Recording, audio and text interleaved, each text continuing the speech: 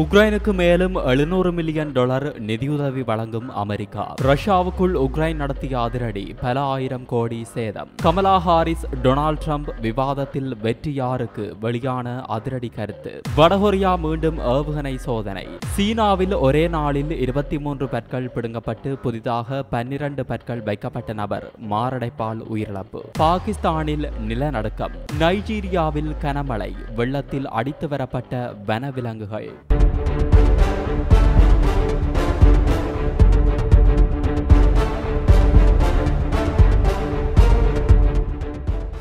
Ukraine Russia இடையேயான போர் இன்று 925 நாட்களாக நீடித்து வருகிறது. இந்த போரில் ஆயிரக்கணக்கானோர் உயிரிழந்துள்ளனர். இந்த போரில் உக்ரைனுக்கு ஆயுத உதவிகளை அமெரிக்கா உட்பட மேற்கத்திய நாடுகள் வழங்கி வருகின்றன. போரை நிறுத்த பல்வேறு நாடுகள் முயற்சித்து வருகின்றன. இந்த போரை முடிவுக்கு கொண்டுவர அமைதி பேச்சுவார்த்தையில் இந்தியா, சீனா, பிரேசில் ஆகிய நாடுகள் மத்தியஸ்தர்களாக செயல்பட முடியும் என அதிபர் புடின் தெரிவித்துள்ளார். இதே கருத்தை உக்ரைன் அதிபர் ஜெலன்ஸ்கியும் கூறியுள்ளார். இந்த போரில் உக்ரைனுக்கு ஆதரவாக செயல்பட்டு வரும் அமெரிக்கா, ரஷ்யாவுக்கு எதிராக போராடி வரும் உக்ரைன் அரசுக்கு அவ்வப்போது நிதியுதவி செய்து வருகிறது. இந்நிலையில் அமெரிக்க வெளியுறவுத்துறை மந்திரி ஆண்டனி பிளிங்கன் உக்ரைன் சென்றுள்ளார். அவர் கீவ் நகரில் மந்திரிகள், அதிகாரிகளை சந்தித்து பேசினார். அப்போது மனிதாபிமான அடிப்படையில் உக்ரைனின் மின்சாரம், கல்வி, சுகாதாரம் ஆகிய அடிப்படை கட்டமைப்பு திட்டங்களுக்கு அமெரிக்கா $700 மில்லியன் நிதியுதவி வழங்க உள்ளது என அறிவிக்கப்பட்டுள்ளது.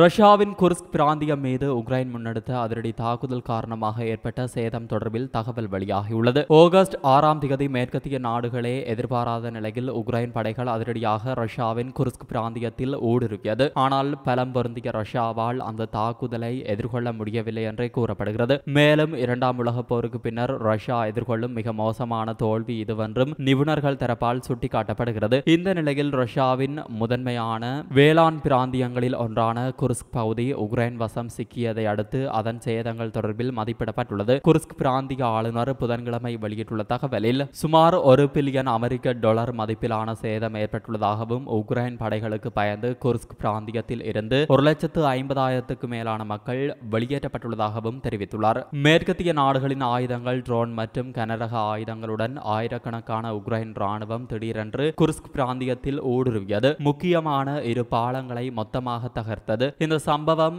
உலக நாடுகளின் கவனத்தை மீண்டும் உக்ரைன் பக்கம் திருப்பியது. குர்ஸ்க் பிராந்தியமானது ரஷ்யாவின் முதன்மையான தானிய உற்பத்தியை முன்னெடுக்கும் பகுதிகளில் ஒன்று. கடந்த ஆண்டு ரஷ்யாவின் மொத்த தானிய உற்பத்தியில் 4% குர்ஸ்க் பிராந்தியத்தில் இருந்தே முன்னெடுக்கப்பட்டுள்ளது. இந்த நிலையில் 160,000 ஹெக்டேர் பரப்பளவில் தானியங்களின் அறுவடையை முடிக்க முடியவில்லை என்று அதிகாரிகள் தரப்பில் தெரிவித்துள்ளனர். மேலும் 5 லட்சம் மெட்ரிக் டன் அளவுள்ள எண்ணெய் வித்து பயிர்களும் 7 லட்சம் டன் சர்க்கரை வள்ளி கிழங்குகளும் சேதப்படுத்தப்பட்டன அல்லது ரஷ்யாவுக்கு வெளியே கொண்டு செல்லப்பட்டதாக குறிப்பிட்டுள்ளனர். அத்துடன் 3 லட்சம் தொன்களுக்கும் அதிகமான தானியங்கள் தற்போது உக்ரைனிய படைகளால் ஆக்கிரமிக்கப்பட்ட பிரதேசத்தில் உள்ள கிடங்குகளில் உள்ளதாக அறிக்கைகள் தெரிவிக்கின்றன. இதனிடையே ரஷ்ய துருப்புக்கள் குர்ஸ்க் பிராந்தியத்தில் பதிலடியை தொடங்கியுள்ளதாக ரஷ்ய தளபதி ஒருவர் தெரிவித்துள்ளார்.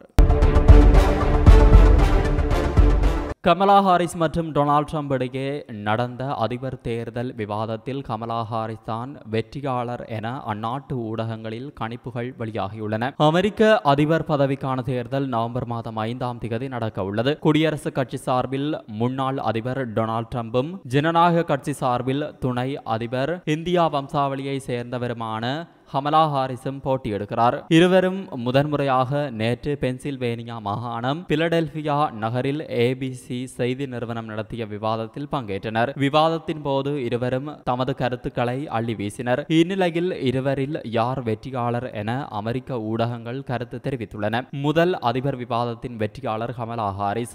டொனால்ட் ட்ரம்பிற்கு எதிரான துணை ஜனாதிபதியின் செயல்பாடு நன்றாக இருந்தது. ட்ரம்பை மீண்டும் மீண்டும் தூண்டிவிட்டு சமநிலையை இழக்க என பொலிட்டிகோ செய்தி நிறுவனம் தெரிவித்துள்ளது. கமலா ஹாரிஸ் டொனால்ட் ட்ரம்பை விவாதத்தில் சரமாரியாக தாக்கிவிட்டார் என CNN தெரிவித்தது. ட்ரம்ப் பெரும்பாலும் சட்டவிரோத குடியேற்றம் மற்றும் பைடன் ஆட்சியில் நடந்த சதி மட்டும் பேசிவிட்டு விலகினார். கமலா ஹாரிஸ் தெளிவாக விவாதத்தில் செயல்பட்டார். அதே நேரத்தில் ட்ரம்ப் கோபமுடன் விவாதத்தில் இருந்தார் என நியூயார்க் டைம்ஸ் கூறியுள்ளது. கிட்டத்தட்ட 2 மணி நேர விவாதம் தொடர்ந்ததால் ட்ரம்ப் மிகவும் விரக்தி அடைந்தார். முன்னாள் அதிபர் கூறிய அனைத்து உண்மைகளையும் ஆய்வு செய்ய வேண்டும் என்கிறது ABC செய்தி நிறுவனம். டொனால்ட் ட்ரம்ப் கடைசி விவாதத்தில் ஜோ பைடனை வீழ்த்தினார். ஆனால் கமலா ஹாரிஸுக்கு எதிராக விவாதத்தில் பலமுறை ட்ரம்ப் திணறிவிட்டார் என USA டுடே நிறுவனம் தெரிவித்துள்ளது. துணை அதிபர் கமலா ஹாரிஸ் விவாதத்தில் டொனால்ட் ட்ரம்பை விரக்தி அடைய செய்தார். அவரது பிரச்சாரத்தில் மக்கள் ஆதரவு இல்லை என்று கூறியும் ட்ரம்பின் குற்ற செயல்கள் குறித்து பேசியும் அவரை கமலா ஹாரிஸ் திணறடித்து விட்டார். ஹாரிஸ் எழுச்சியுடன் செயற்பட்டதாகவும் தெரிவிக்கப்படுகிறது. அணு ஆயுதங்களை தாங்கிச் செல்லும் கண்டம் விட்டு கண்டம் பாயும் ஏவுகணைகளை சோதனை செய்து உலக நாடுகளுக்கு அவ்வப்போது அதிர்ச்சி கொடுத்து வரும் நாடு வடகொரியா. கொரிய தீபகற்பத்தில் வடகொரியா தென்கொரியா இடையே பல ஆண்டுகளாக மோதல் நீடித்து வருகிறது. தன் எதிரி நாடுகளாக கருதும் தென்கொரியா ஜப்பான் அமெரிக்காவை சீண்டும் வகையில் வடகொரியா தொடர்ந்து ஏவுகணை சோதனை நடத்தி வருகிறது. மேலும் தங்கள் நாட்டின் இறையாண்மைக்கு அச்சுறுத்தல் வந்தால் தாக்குதல் நடத்துவோம் என வடகொரியா எச்சரித்து வருகிறது. இதனிடையே அமெரிக்கா மற்றும் எதிரி நாடுகளை சமாளிக்க அணு ஆயுதப்படை தயார் நிலையில் இருப்பது உறுதி செய்யும் என வடகொரிய அதிபர் கிம் ஜாங் உன் சமீபத்தில் தெரிவித்தார்.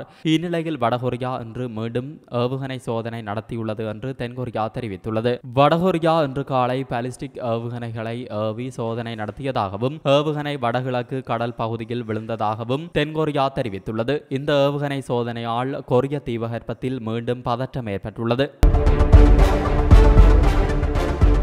சீனாவில் ஒரே நாளில் 23 பற்கள் பிடுங்கப்பட்டு புதிதாக 12 பற்கள் வைக்கப்பட்ட நபர் மாரடைப்பால் உயிரிழந்துள்ளார். இந்த சம்பவம் குறித்து உயிரிழந்தவரின் மகள் சமூக வலைதளத்தில் பதிவிட்டதை தொடர்ந்து வெளிச்சத்துக்கு வந்துள்ளது. மேலும் பற்கள் பிடுங்கப்படுவதற்கு அளிக்கப்பட்ட மருந்தின் காரணமாக மாரடைப்பு ஏற்பட்டதா அல்லது வேறு காரணம் ஏதேனும் உள்ளதா என்பது குறித்து விசாரணை தொடங்கப்பட்டுள்ளது. சீனாவின் ஜெயியாங் மாகாணத்தில் உள்ள ஜின்ஹூவா பகுதியில் இயங்கி வரும் பல் மருத்துவமனைக்கு சிகிச்சைக்காக ஹூவாங் என்பவர் சேர்க்கப்பட்டார். அவருக்கு ஆகஸ்ட் 14ஆம் தேதி ஒரே நாளில் 23 பற்களை மருத்துவர் பிடுங்கியுள்ளார். இந்த சிகிச்சையை தொடர்ந்து வீடு திரும்பிய ஹூவாங் 2 வாரத்தில் ஆகஸ்ட் 28ஆம் தேதி மாரடைப்பு ஏற்பட்டு உயிரிழந்துள்ளார். இந்த சம்பவம் குறித்து உயிரிழந்தவரின் மகள் சமூக வலைதளத்தில் வெளியிட்ட பதிவில் பற்களை பிடுங்கிய பிறகு தொடர்ச்சியாக வலியை அனுபவித்து வந்த எனது தந்தை இவ்வளவு சீக்கிரம் உயிரிழப்பார் என்று நினைக்கவில்லை. நாங்கள் புதிதாக வாங்கிய காரை ஓட்டும் வாய்ப்பு கூட அவருக்கு கிடைக்கவில்லை என குறிப்பிட்டுள்ளார். இந்த பதிவு இணையத்தில் வேகமாக பகிரப்பட்டு கண்டனம் எழுந்த நிலையில் யோங்காங் நகராட்சி சுகாதாரத்துறை அதிகாரிகள் சம்பந்தப்பட்ட மருத்துவமனைக்கு செப்டம்பர் 3ஆம் தேதி நேரில் சென்று விசாரணை மேற்கொண்டு வழக்கு பதிவு செய்துள்ளனர். ஒரே நாளில் 23 பற்கள் பிடுங்கப்பட்ட விவகாரம் சமூக வலைதளங்களில் பெரும் அதிர்வலைகளை ஏற்படுத்தியுள்ள நிலையில் மனிதர்கள் மீது நடத்தப்படும் சோதனை என்று கண்டனம் தெரிவித்து வருகின்றனர். சீனாவின் மூத்த பல் மருத்துவர் ஒருவர் கூறுகையில் ஒரே சமயத்தில் இத்தனை பற்கள் தான் பிடுங்க வேண்டும் என்ற அதிகாரப்பூர்வ வழிகாட்டுதல் எதுவும் இல்லை. இருப்பினும் நடைமுறையில் 10 பற்கள் என்ற வரம்பு உள்ளது. ஆனால் 23 பற்களை பிடுங்குவது என்பது மிகவும் அதிகம். அதற்கு அனுபவம் இருந்தால் மட்டும் போதாது. நோயாளியின் உடல் திறனையும் கருத்தில் கொள்வது அவசியம். மேலும் பல் மருத்துவத்துக்கான வழிகாட்டு நெறிமுறைகளை வகுத்து உடனடியாக அமல்படுத்த வேண்டும் என்று மருத்துவர்களும் மக்களும் கோரிக்கை வைத்து வருகின்றனர். பாகிஸ்தானில் புதன்கிழமை சக்தி வாய்ந்த நிலநடுக்கம் ஏற்பட்டது. இது குறித்து அந்த நாட்டு வானிலை ஆய்வு மையம் கூறியதாவது பஞ்சாப் மாகாணத்தின் டேரா காஜிகான் பகுதியில் புதன்கிழமை நண்பகல் 12:28 மணிக்கு நிலநடுக்கம் ஏற்பட்டது. ரிக்டர் அளவுகோலில் இந்த நிலநடுக்கம் 5.7 அலகுகளாக பதிவானது. 10 கிலோமீட்டர் ஆழத்தில் இந்த நிலநடுக்கம் மையம் கொண்டிருந்தது என வானிலை ஆய்வு மையம் தெரிவித்துள்ளது. இந்த நிலநடுக்கத்தின் அதிர்வுகள் பஞ்சாப் மாகாணத்திலும் ஹைபர் பாக்துன்கவா மாகாணத்திலும் உணரப்பட்டன. இருந்தாலும் இந்த நிலநடுக்கத்தால் உயிர் சேதமோ பொருள் சேதமோ ஏற்பட்டதாக உடனடி தகவல் இல்லை. கடந்த 2005ஆம் ஆண்டில் பாகிஸ்தான் மற்றும் காஷ்மீரில் ஏற்பட்ட 7.6 ரிக்டர் அளவு கொண்ட நிலநடுக்கத்தில் ஆயிரக்கணக்கானவர்கள் உயிரிழந்தது நினைவு கூறத்தக்கது.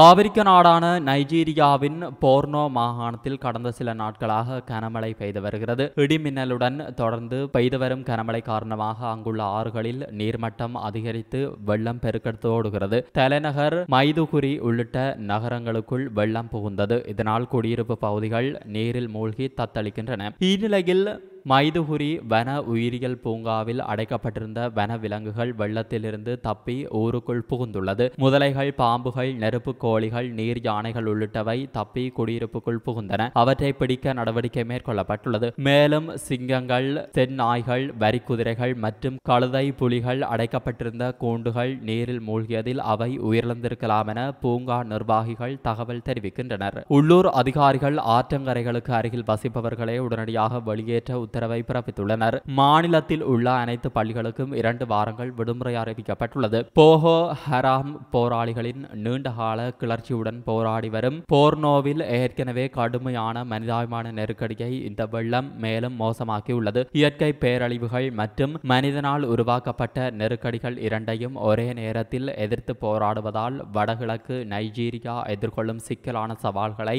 இந்த சூழ்நிலை அடிக்கோடிட்டு காட்டுகிறது. மீட்பு மற்றும் நிவாரண பணிகள் தொடர்வதால் எதிர்காலத்தில் இதுபோன்ற பேரழிவுகளை தடுக்க உடனடி மனிதாபிமான உதவி மற்றும் நீண்டகால தீர்வுகள் ஆகிய இரண்டிலும் கவனம் செலுத்தப்படும் என்று தெரிவிக்கப்பட்டுள்ளது. இது போன்ற பல செய்திகளை தெரிந்து கொள்ள நம்முடைய சமூக மீடியா யூடியூப் சேனலை சப்ஸ்கிரைப் செய்து அருகில் உள்ள பெல் பட்டனை கிளிக் செய்யுங்கள். மேலும் செய்திகளை உடனுக்குடன் தெரிந்து கொள்ள சமூகமீடியா.com என்ற இணையதளத்தின் வாயிலாக எங்களுடன் இணைந்திருங்கள்.